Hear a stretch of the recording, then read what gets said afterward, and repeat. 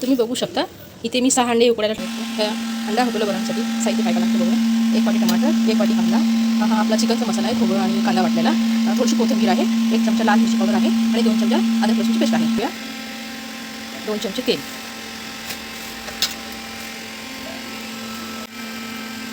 तेल गरम झालेलं आहे आपलं. आपण त्यात टाकूया कांदा.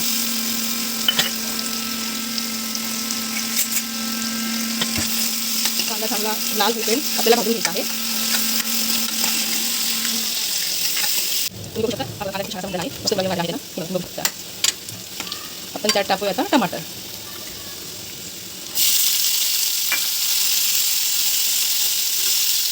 टमाटर थोडंसं नरम झालेलं आहे. आपण टाकूया थोडी मग टमाटर लवकर नरम होतील. घालूया.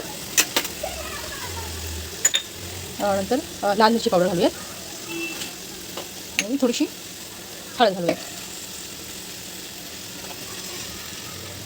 थोडीशी हळद घालूया आणि हे एकदम चांगले एकजीव होईपर्यंत परतून घेऊ.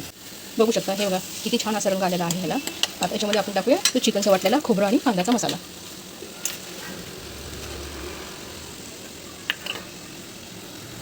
किती छान असं याला छान असं तेल सुटलेलं आहे.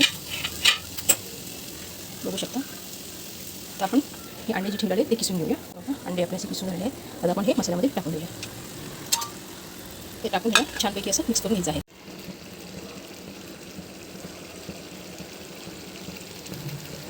रेडी आहे आपला अंडा घोटाळा. चवीला एकदम छान लागतो. एकदा नक्की ट्राय करून बघा. करून टाकूया आपण थोडीशी कोथिंबीर.